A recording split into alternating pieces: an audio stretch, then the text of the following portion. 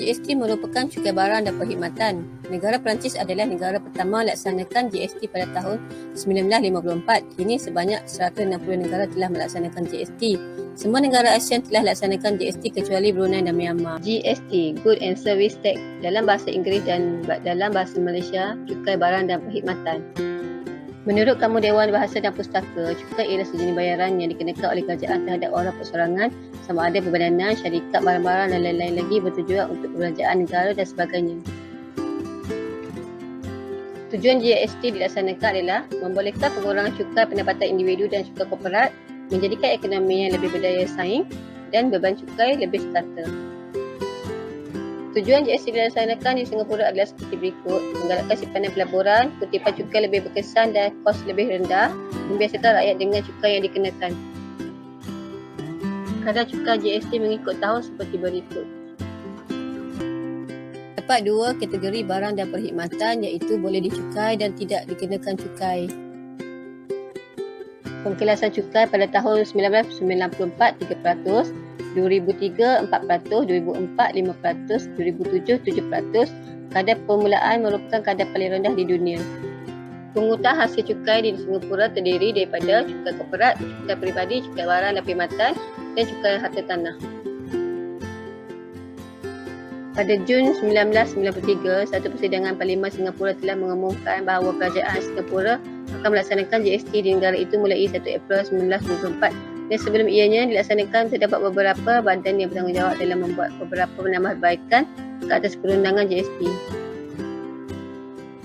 GST adalah cukai nilai ditambah yang ditetapkan ke atas barangan import, iaitu semua barangan dan perkhidmatan kecuali jualan dan sewaan tanah, perumahan dan perkhidmatan pembiayaan. Barangan yang diekspor dan perkhidmatan antarabangsa kadar cukai adalah SIFA, di mana ia adalah cukai berkadar rate jika berbanding cukai pendapatan yang kadarnya semakin tinggi apabila pendapatan yang semakin tinggi.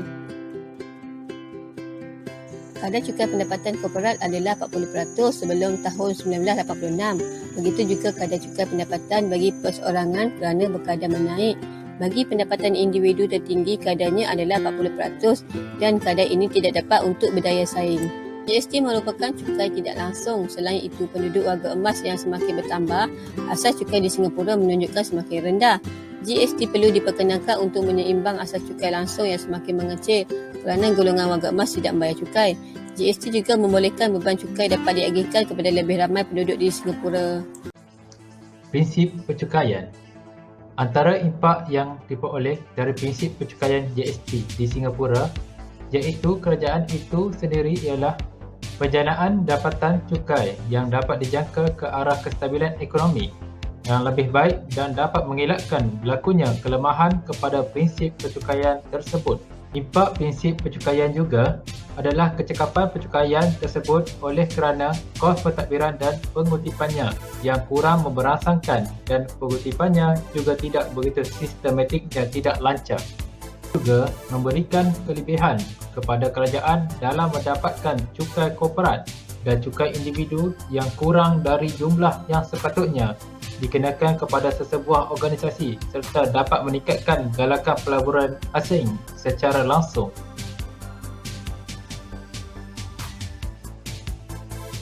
Implikasi GST Singapura.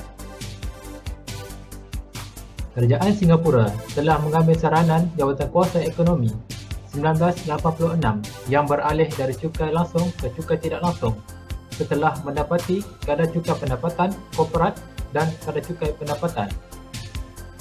Singapura merupakan sebuah negara kecil yang mempunyai pendapatan tertinggi di dunia dengan anggaran nilai 364 bilion US dollar setahun serta telah melahirkan seramai 183,717 orang wisatawan pada 2018. Pakej penyimbangan bagi mengurangkan bebanan yang dikenakan terhadap rakyat. 1.